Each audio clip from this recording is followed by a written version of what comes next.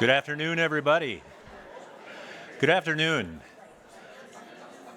It's so good to see so many wonderful faces here today for the last lecture series, or the last lecture of Dr. John Walls.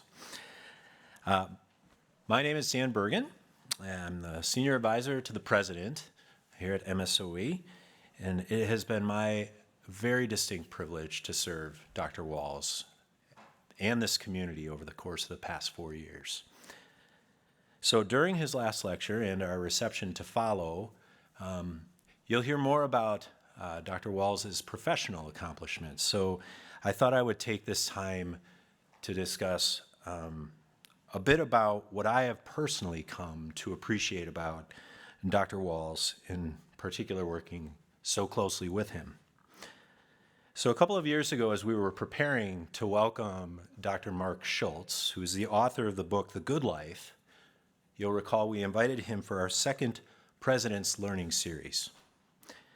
Schultz and his colleague Bob Waldinger utilized research from the 80-plus year longitudinal study of over 3,000 people.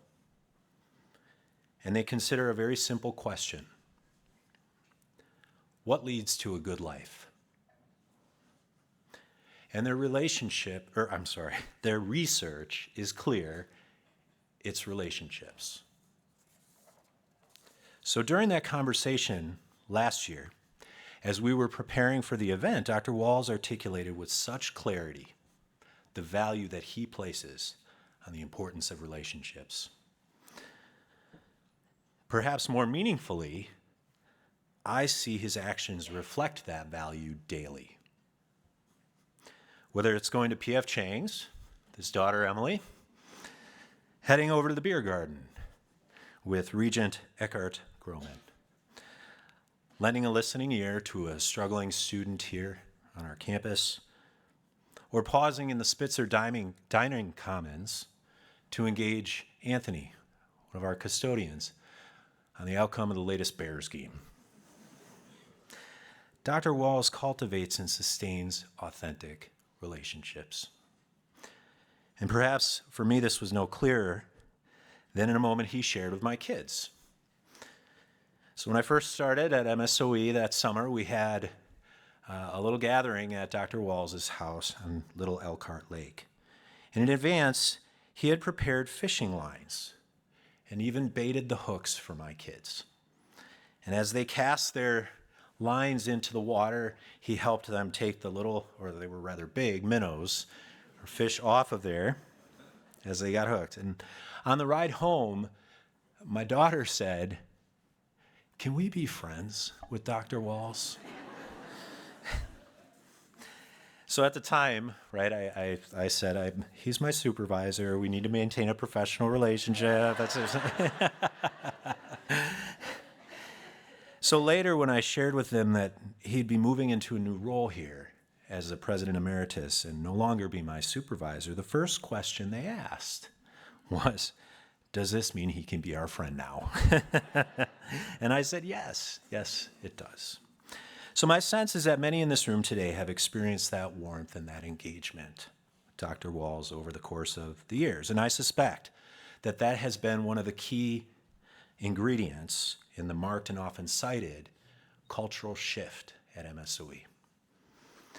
So thank you, Dr. Walls, for your deliberate and persistent focus on cultivating meaningful relationships with our faculty, our staff, our students, and our community.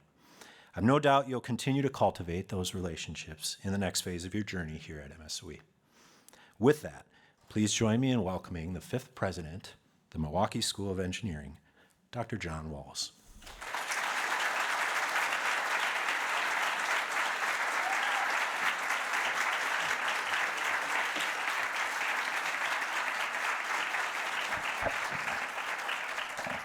There is no way I can top that, so let's just go have refreshments, right? So, all right.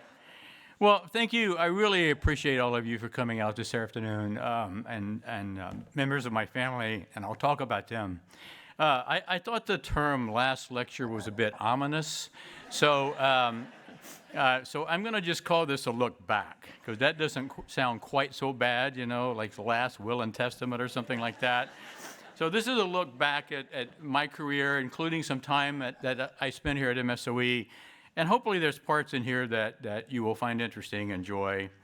And anyway, here we go. So I grew up in Louisiana, in a very small town in Louisiana called Ponchatoula. 4,000 people. It's about 45 minutes from Baton Rouge, about an hour from New Orleans. A very small town, not much happened there. And my dad was a farmer. He raised chickens for eggs. He had about 22,000 chickens. And he didn't have any automation. What he had was 4 boys. And so a lot of my childhood was spent with my brothers picking up eggs. And 2 of my brothers, Mike and Russell, are here with me today from Louisiana, along with Tricia. Thank you for being here.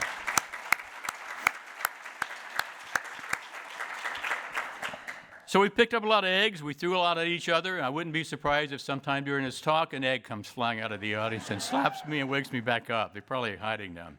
But I'm glad you guys are here. So I kind of had an interest in science and math, and I tried to figure out, well, what do I want to do? I wanted to go off to college.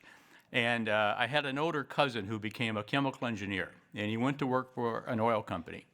And he traveled to places that I had never heard of, and he made pretty good money. And I said, I want to do what he's doing.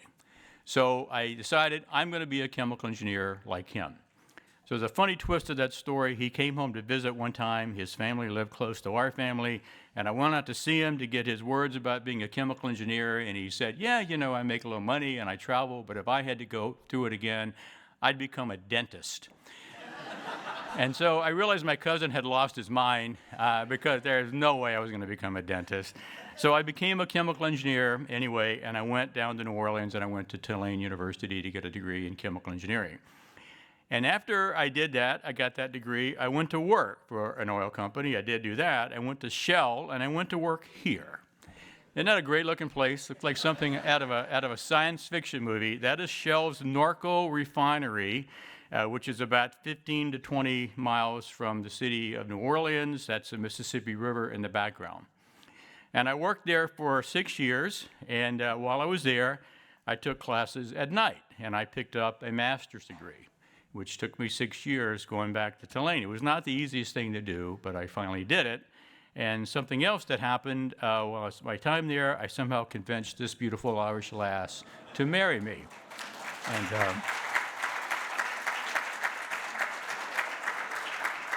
not sure how, I still don't know how I did that, but I'm kind of glad I pulled that off. And so I worked there for 6 years, and then I decided that I wanted to go into research. And I had taken a course in something called colloids and interfaces while I was a grad student, getting that master's degree.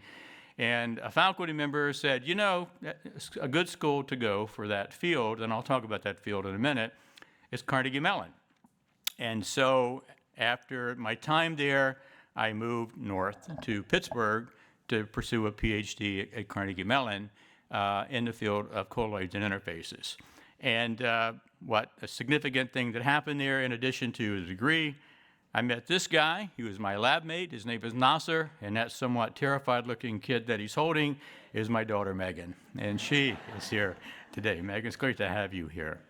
So, thank you. So I stayed there, and toward the end of my time there, I kind of got interested in an academic field. I thought I'd give teaching a shot. Thought if I don't like it, I could go back and work for Shell. Hopefully not at that refinery, but I could go back to Shell.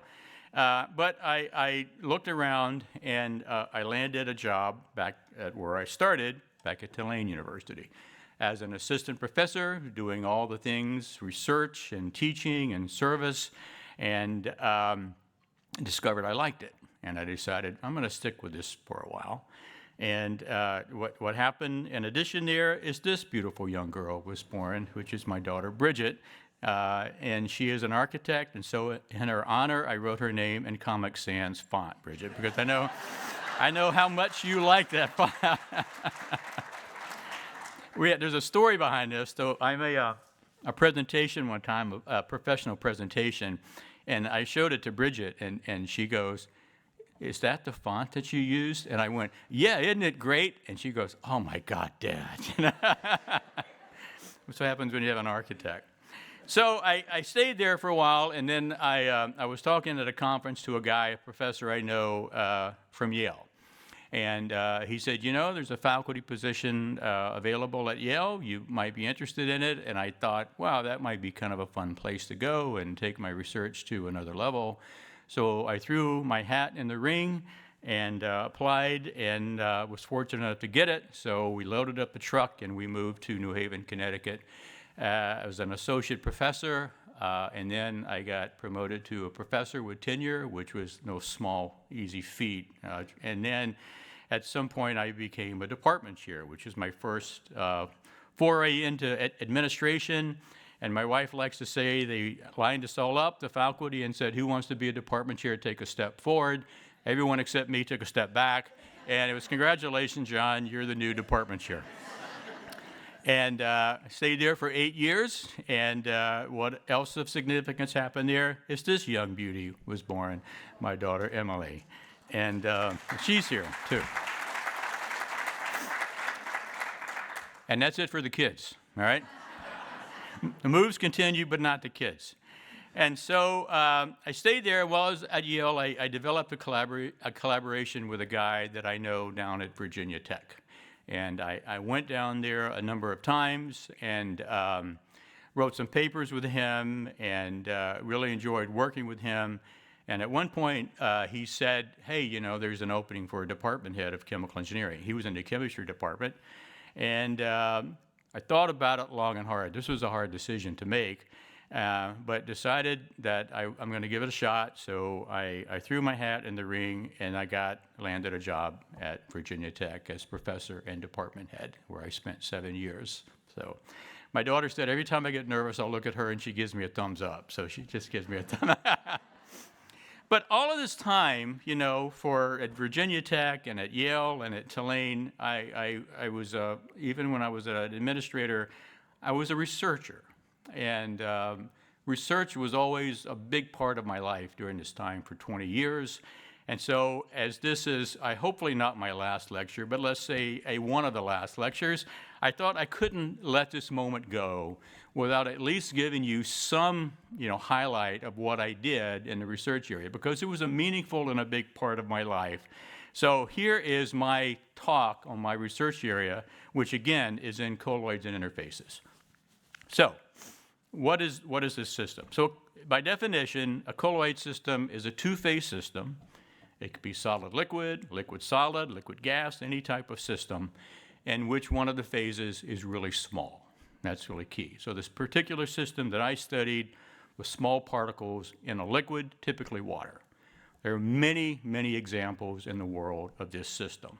Paints and inks and biological systems. The world is full of small particles in water. And the fact that they're small means two things. Number one is their interfaces determine their properties. The properties of that solid-liquid interface really matters. They're so small, they don't settle much due to gravity, and so it's that interface that's important, hence colloids and interfaces. The second part that's important is these little particles move. They don't stay in place, they move due to what is called Brownian motion. And why is that? It's because they're surrounded by water and water molecules. And water molecules have energy, and so they're moving, and they're colliding with these particles, and they make these little particles move. And the motion is called Brownian motion after the guy who discovered it, a Scottish botanist. So this is a picture that a video, this is my one video that I downloaded from YouTube, and I hope you can see it. If you can see these little guys moving around, can you see that in the back, Saj? That's Brownian motion. This could have been from my lab, but it's under a microscope. It's a random motion. They're just moving up, down, left, and right, any random motion. That is Brownian motion, okay? And so that's really important because you think about, well, what happens, these things moving around like this, is eventually, if I can get this right, which I probably can't, hold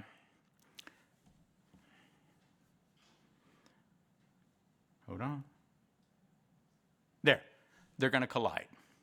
They're going to collide with each other, which makes sense, right? They're just moving randomly. They're bumper cars. They're going to collide. So the question is, what happens when they collide? That's really the crux of this problem. What happens when they collide? So a couple of things could happen. Number one is they could all stick together. They could flocculate, right? So two singles come together, they form a doublet, another one comes around, they form a triplet, and then they form a flock, and then they settle out a system. That is called an unstable system. And sometimes you want that. If you're purifying water in medical diagnostics, there are all kinds of fields where you want things to flocculate so you can get them out of that. But sometimes they don't stick together. Sometimes they hit and they just move on. And that is called a stable system. And sometimes you want that. You want your paints to stay stable. You don't want the particles to all aggregate together. So controlling stability is a big, important topic in many, many fields. And it turns out what happens is determined by the forces that act between these particles. Do they attract each other? Do they repel each other? That's kind of common sense, right? So the study and the control of colloidal forces is a big, important field. And that's what I worked in. There are a lot of forces that can act, and I'm just going to hit a few of them. The simplest is what is called a hard sphere, hard wall model. Think of them as little marbles. They're moving around, they don't interact with each other, they hit, and then they repel each other, infinitely repel. Hard sphere, hard wall model. It's a simplest model. Physicists love these models because you can do, the math is not too hard, you can come up with simple equations. It's not physically realistic because there are lots of other forces. One of those forces is van der Waals forces. Van der Waals forces, the important things to remember, they're always there and they're always attractive. They happen because of fluctuating dipoles and then a line. That's not what's important here. They're always attractive. The reason that paint sticks to that wall is because of van der Waals forces. And if that was the only thing that was acting there, you would never have stable paints and inks. But fortunately, there are other forces. And one of the most common one is electrostatic forces. And that arises because things in water acquire a charge on their surface. Almost anything. If I take my pen and I stick it in this cup of water, it will get a charge on the surface, either negative or either positive. It happens naturally. There are many reasons: association of surface groups, preferential absorption of H plus OH minus ions. It doesn't matter. They're charged, and like charges repel. So positive repels positive. Negative repels negative. So the idea there is that if I have two particles in water, and let's say they're charged, and let's say they're like charged, let's say they're negatively charged, and they start wandering close to each other, then I get these van der Waals forces which want to pull them together and cause them to flocculate, but I've got these electrostatic forces which try to keep them together. And so the theory is stability is determined by which one wins, right? And that theory came out in the 1940s by four scientists who developed it: Daryagan, Landau, Berwey, and Overbeek. It's just called the DOVO theory, two Dutch, two Russians. If I can understand those two forces, I can predict stability. And if you take any course on colloids and interfaces, I promise you, you will study DOVO theory. Now, again, life is not always that simple. There are other forces that can act between particles in water. Let's suppose, and this is where I come into it, let's say I have other little particles there. Let's say it's not just one size of particles. Let's say I have big particles and little particles. Again, that's a very common system. And it doesn't have to be little particles. It could be polymer molecules. It could be, proteins. It could be lots of different things. But I'm just going to say I've got big particles and little particles. And they're all moving around, and the little guys are colliding with the big guys, and that's all happening in this Brownian motion world. And so think about it now. Two particles come together, or maybe a particle wanders and it gets close to the wall of something, and think about what happens, right?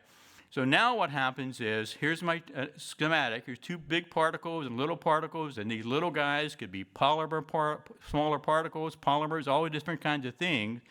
But what happens is when the two guys the big ones get close together, I get a depletion zone because they just can't fit for one reason. So on the outside, I've got all these little guys which are slamming into it, but on the inside, there's nothing to slam back. And so what happens is, I get an attractive force. right? If two people were standing next to each other and people around the side were just pushing on them, you're going to get an attractive force. And that's called the depletion attraction. If you're a chemist, you say it's due to an imbalance in osmotic pressure. If you're a physicist, you would say it's due to an increase in system free volume, which is entropically favorable. It all leads to the same thing, right? So back in 1954, two guys from Japan, Asakura and Iwasawa, wrote a paper in which they predicted what this depletion force was. And they assumed everything was just a big particle, a big marble, and a little marble, nothing else, which makes sense because they were physicists. And so they came up with a nice, simple equation for that depletion force. So along comes John Walls, and he's starting out as an assistant professor, and he says, how am I going to make my name in the world here? And I said, well, that's not a very simple model. What about if these things are really charged, like they would be in water? So my big particles and my little particles are all charged.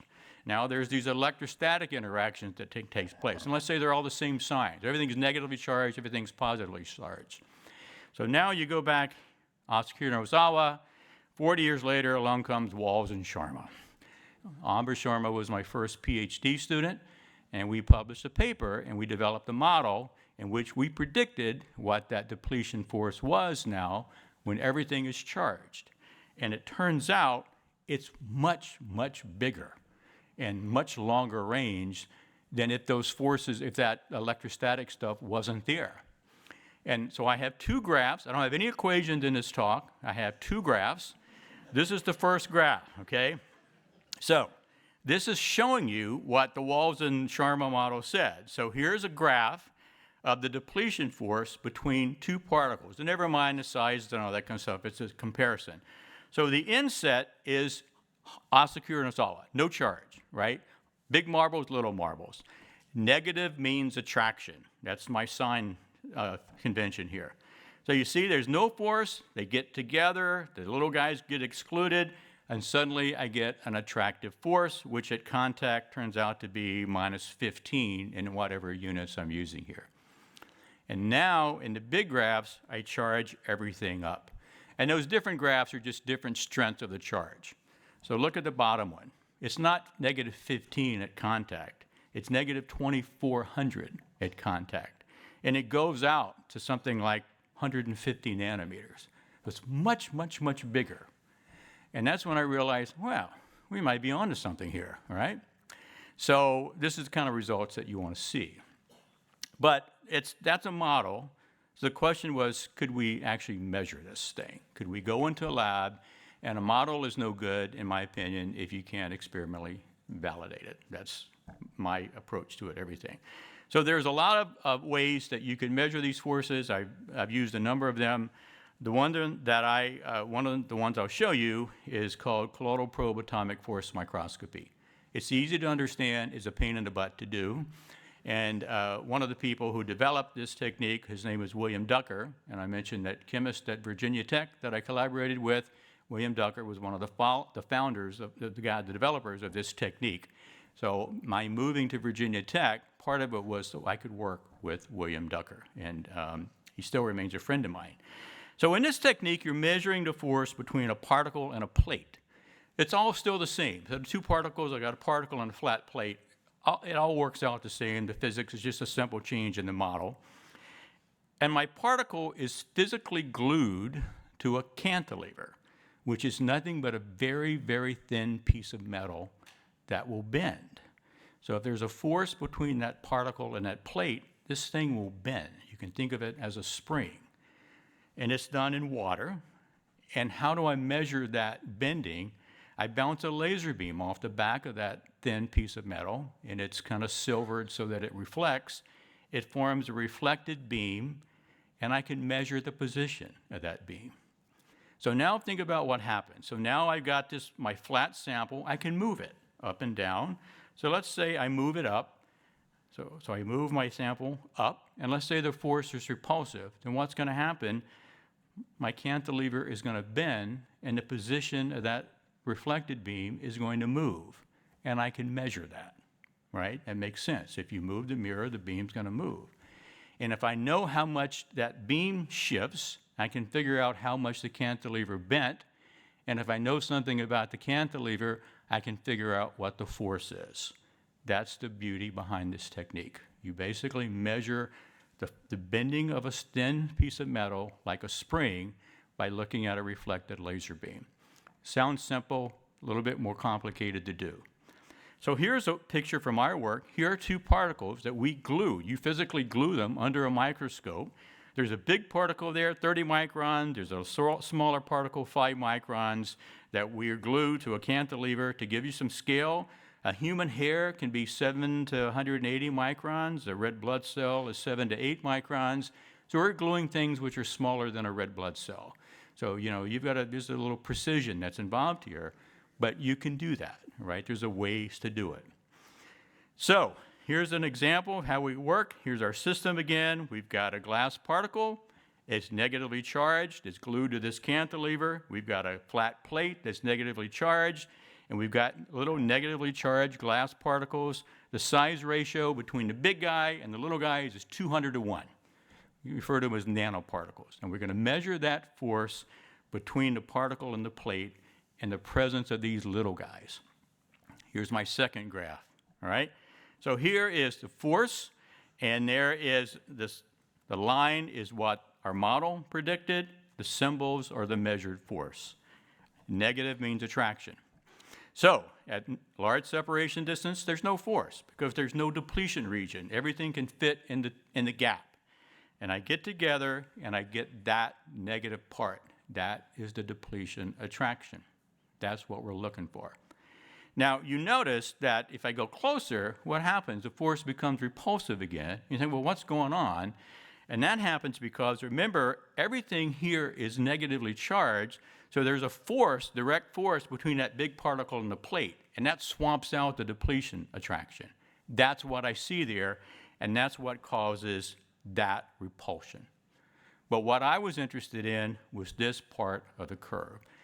And if I may say so, I think the agreement's pretty good. And my career was saved.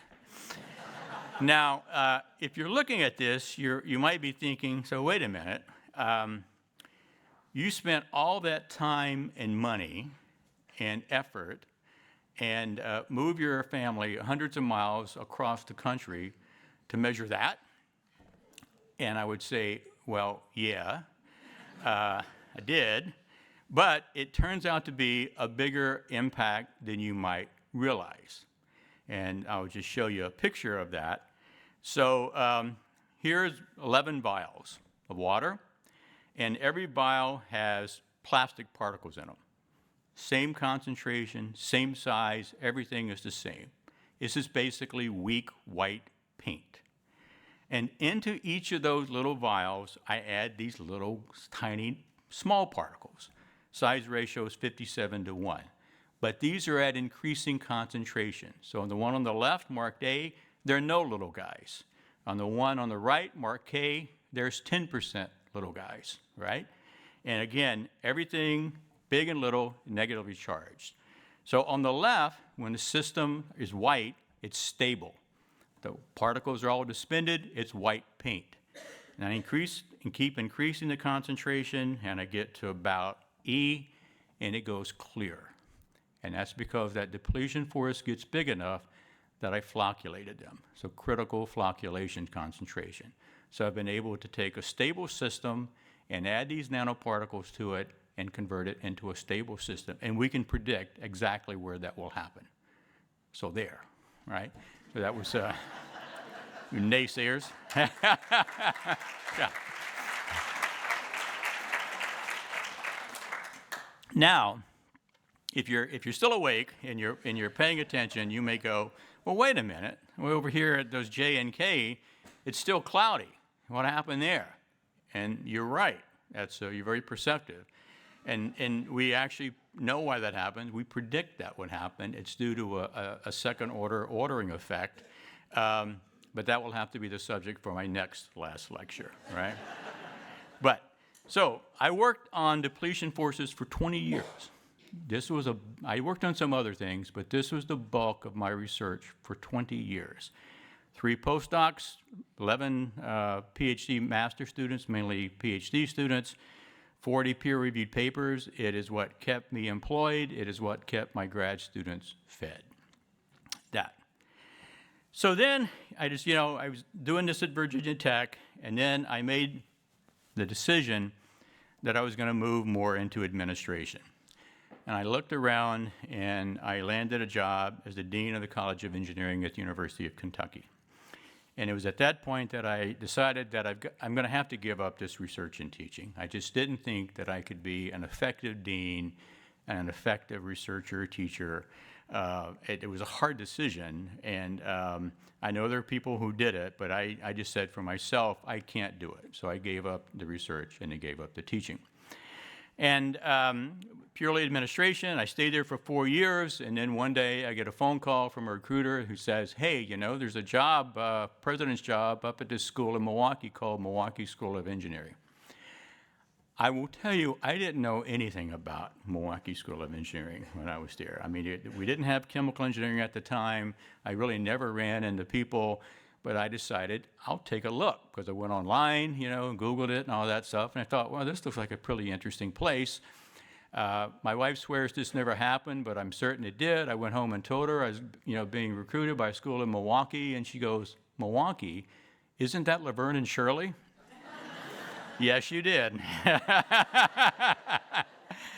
And I went, yeah, but we took a look at it, we threw a hat in the ring, all these different things, and lo and behold, I decided to load up the truck one more time and make a move back north and became president of Milwaukee School of Engineering, and where I've been since. So on April 29th, I was inaugurated. And, short of kids being born and my wife, our wedding and all that, this was one of my greatest days. And Eric, I hope it's a great day for you as well. Really a memorable day. These guys were there. I got to meet my predecessors. There's 47 years of presidents of MSOE there.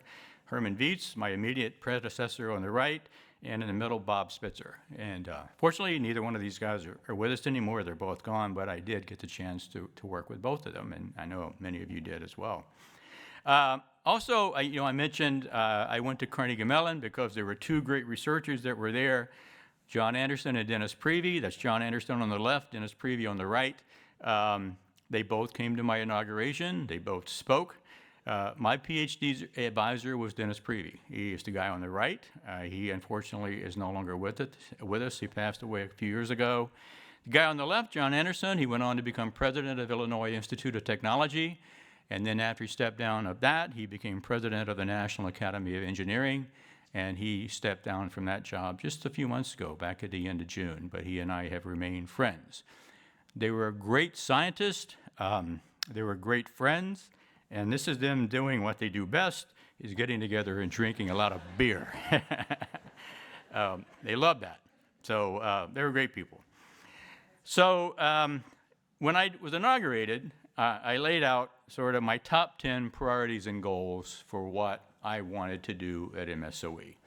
And so what I thought I would do in the remaining time that I have here is kind of go back and talk about what those goals and priorities were.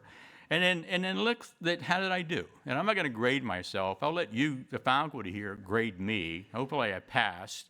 But I was kind of an interesting look back for me of what we did at MSOE.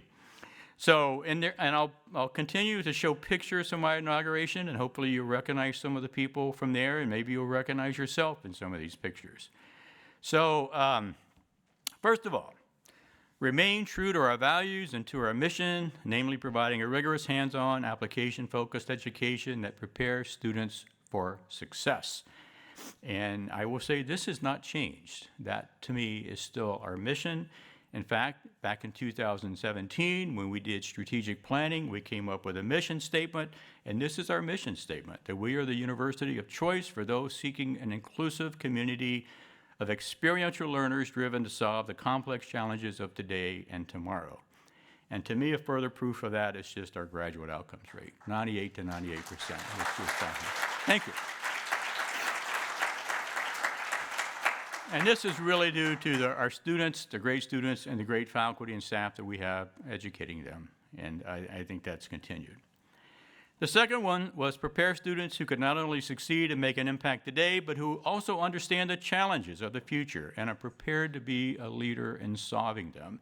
And a couple of examples. Well, first of all, I'll say this is our vision statement, right? When we did that vision statement back in 2017, we will set the standard for preparing leaders to solve the diverse technical challenges of the 21st century. And so what have we done in this? We've made this great move in artificial intelligence, and we've even started new programs in things like cybersecurity, preparing students for not just the problems of today, but the problems of the future.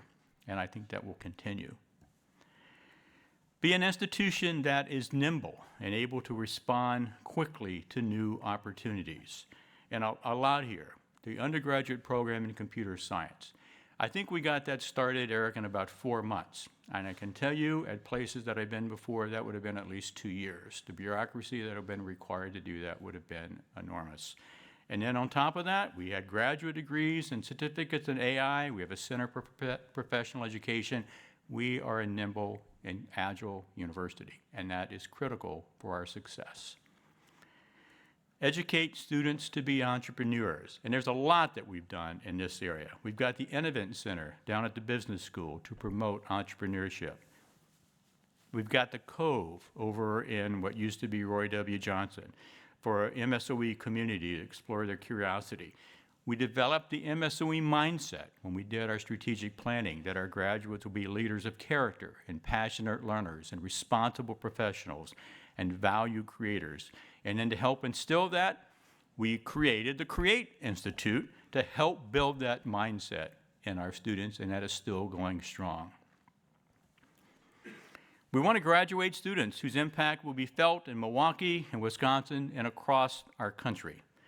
And what tells me this is good is the nationwide demand for our graduates. So I want to thank Teresa Mossels and Career Connections Center. She sent me this great pie chart. And if you go back and you look at the companies that have recruited at MSOE over the past 5 years, what state did they come from? So as you imagine, the biggest was from Wisconsin, all right? And then Illinois, and then Minnesota. But look at where the rest are. There's California here, there's New York here, Connecticut, my home state of Louisiana, and all parts in between. And in fact, if you add everything up, it's about 50-50 between Wisconsin and out of state. So companies near and far recognize the value of our graduates. We want to graduate students who understand their roles and responsibilities as socially conscious citizens and who recognize that their education gives them a set of special skills that can be used to accomplish so much good. And I can point to a number of things here. Again, the honors program, where our students go out and do projects in the community. The CREATE Institute, again, where our students will, again, go out and do projects. And one that's maybe not looked at so much is the STEM Center, where our own students basically give back and go out and help with outreach to K through 12 students. What a great opportunity for our own students, that. We want to be an institution that supports and celebrates diversity and inclusion. I may not be able to say that today, but I said it then, so we'll leave in it. And then that recognizes that having faculty, staff, and students with different backgrounds and ideas makes us stronger. A couple of things I'm really proud of here is we created the position Vice President of Student Affairs and Campus Inclusion, and we filled that with Chandra Mitchell. And then I talked at my inauguration about the need to get more females at MSOE, and especially into engineering. And I love to point out that in the fall of 2017, our incoming class was 23% female. Last year was 34% female. I love that statistic. Thank you. Thank you for that. You can see that on our campus, right? We must give our students not only a great education, but a great college experience as well. And I really firmly believe that. It needs to be more than about the classroom. And I like that. We've got new sports teams and upgraded athletic facilities. We've got a university terrace that's wonderful when it's not buried under snow. We've got a conservatory of music. We've got upgraded residence and dining halls. We have living learning communities to help our students with their experience. We have outstanding facilities for our students in which to live and to learn. I think we did okay on this one. And I want to acknowledge the guy standing next to me. That's Scott Ramlow, the architect from Ramlow and Stein Architects and Interiors.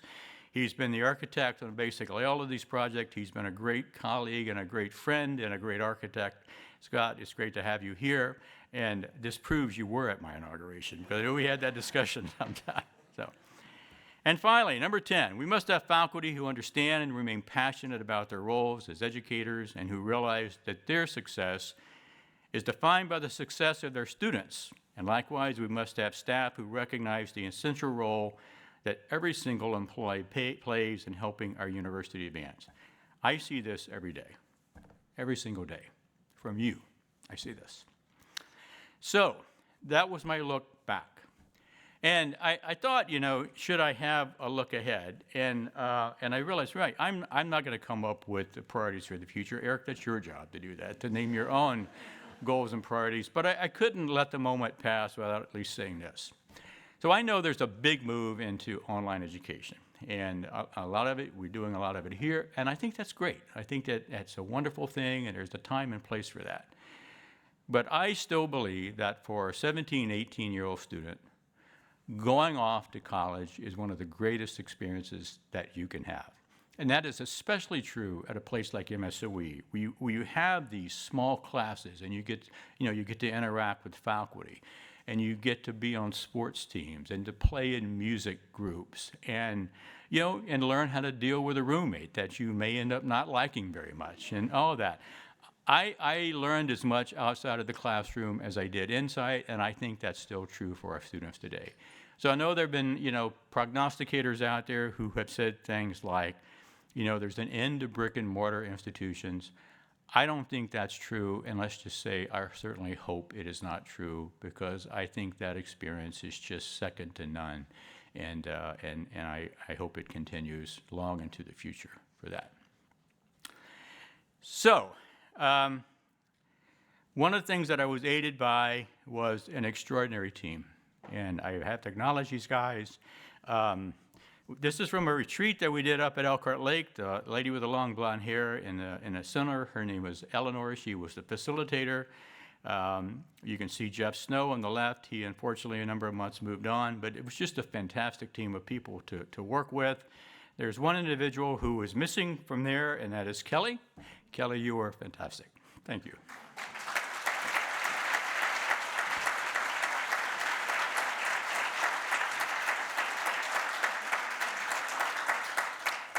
I have to acknowledge this lady. Then and now, I will say, number one, we're still smiling. The suit still fits, and my wife looks just as beautiful now as she did then. Thank you, honey.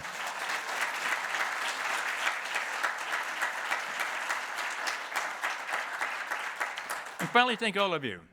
None of this would have happened without regents and faculty and staff and corporate partners and students and all the different people. It takes a village, and I really had a village, and it has been a privilege to serve as your president for 9.5 years. Thank you all.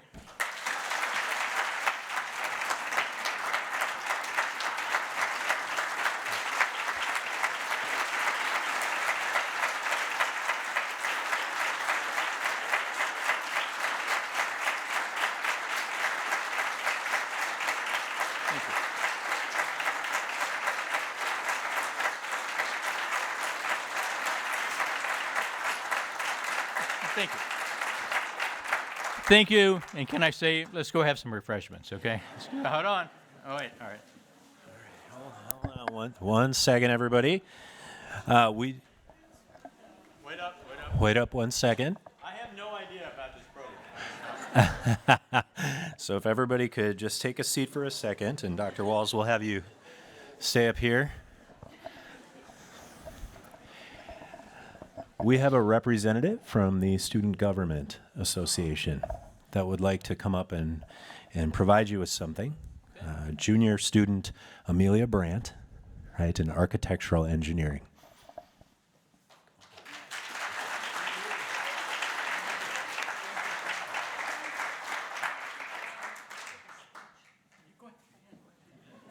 Right.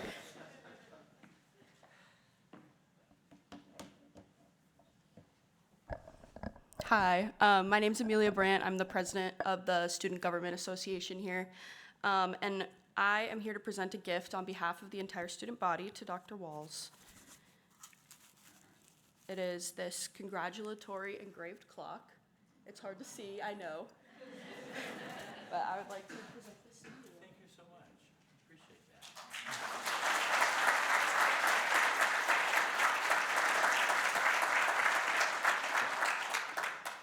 that. Okay, and then now I have a speech, so.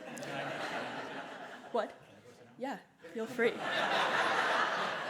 You get to listen to one last speech. Okay. President Walls, on behalf of the entire MSOE student body, it's an honor to present you this gift as a small reflection of the appreciation we feel for your years of leadership. Your decisions and oversight have shaped the experience of every student here. From seeing renovations of dorm buildings to unveiling computer science in Dierks Hall, you have continually strived towards the betterment of our campus, community, and education. As you move into your next chapter, we hope this gift carries a reminder of not just our gratitude, but the impact that you've made on our campus and the MSOE student as a whole. I will leave you with the message inscribed on our gift to you. Congratulations, Dr. Walls.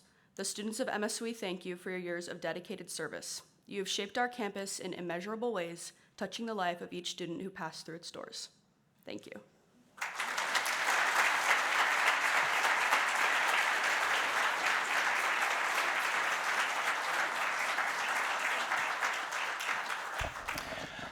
All right. Thank you again, Amelia. And now we may head out for the reception. Thank you. Thank you. Thank you, Dr. Walls.